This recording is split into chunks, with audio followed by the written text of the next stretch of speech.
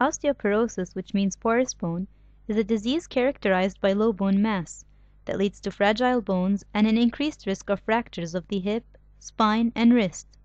Men as well as women are affected by this condition. Osteoporosis is of two types, primary and secondary. Primary osteoporosis is further classified into type 1, postmenopausal osteoporosis, which generally develops in women after menopause when the amount of estrogen in body greatly decreases.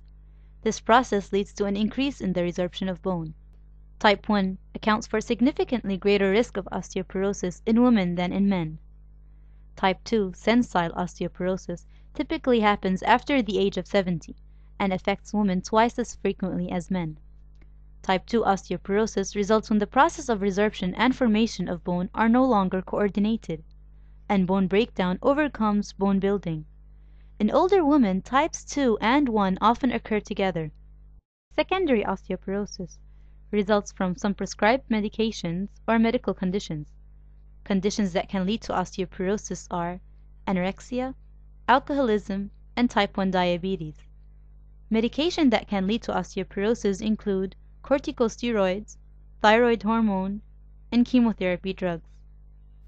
Risk factors that increase your chance of developing osteoporosis include family history, any family history of osteoporosis and fractures. Medical history, certain conditions and medications can increase your risk of osteoporosis, such as corticosteroids, rheumatoid arthritis, overactive thyroid or parathyroid glands, celiac disease, chronic liver or kidney disease. The following symptoms may also indicate an increased risk of osteoporosis. For men, impotence, lack of libido, or other symptoms of low testosterone levels. As for women, early menopause, or menstruation that has stopped for 6 to 12 consecutive months, excluding pregnancy, menopause, or hysterectomy. Lifestyle also gives rise to the risk of osteoporosis, such as smoking, excessive alcohol consumption, diet lacking in calcium and vitamin D, lack of sunlight exposure which may cause vitamin D deficiency, and sedentary lifestyle over many years. Signs and symptoms of osteoporosis. People with osteoporosis often don't know they have it, simply because there are no osteoporosis symptoms in the early stages of the disease. This is what led specialists to label osteoporosis as a silent disease. As osteoporosis progresses, you may develop symptoms related to weakened bones, including back pain, loss of height and stooped posture, a curved backbone, fractures that may occur with a minor injury, especially of the hip, spine, or wrist. How is osteoporosis diagnosed? Osteoporosis is diagnosed by a bone density test.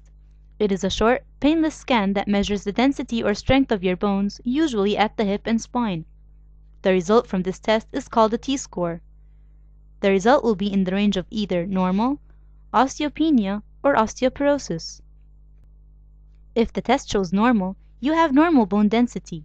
Exercise, adequate calcium intake, and vitamin D are all important factors for maintaining bone health.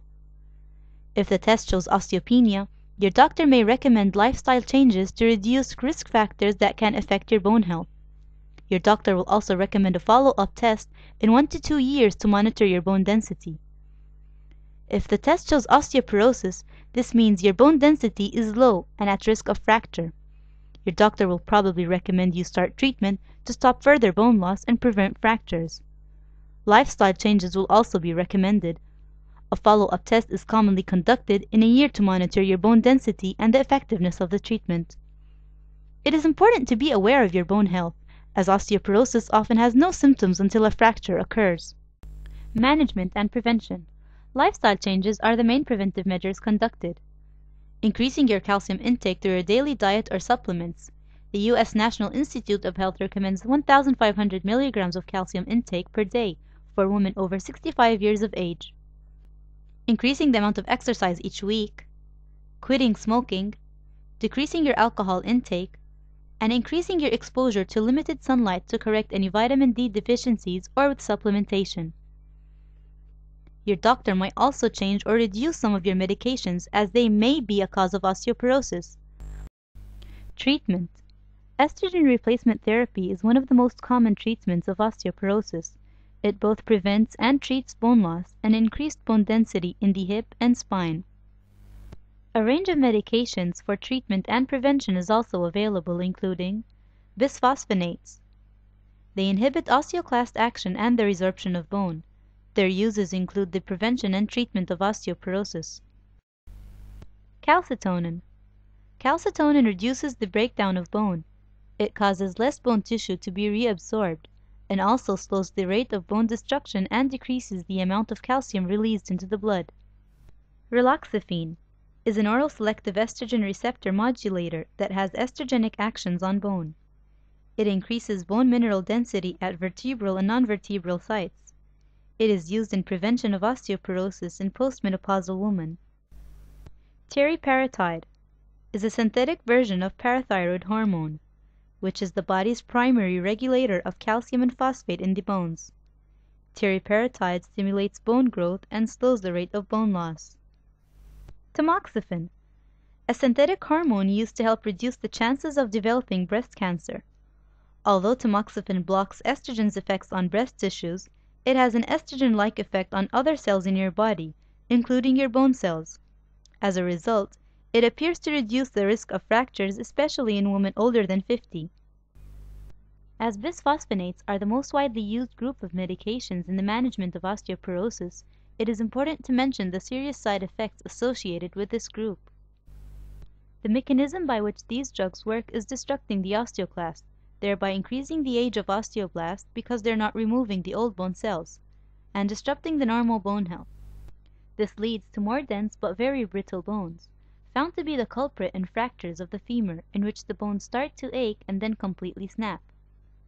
Another condition that may occur is osteonecrosis, particularly of the jaw. It has become so common that dentists refer to it as "phocy jaw." Inflammation of the stomach and esophagus causing ulcers may also occur. In addition, eye problems which if left untreated may lead to blindness. Women who use alendronate are twice as likely to develop atrial fibrillation, that is, palpitations, congestive heart failure, and embolic stroke.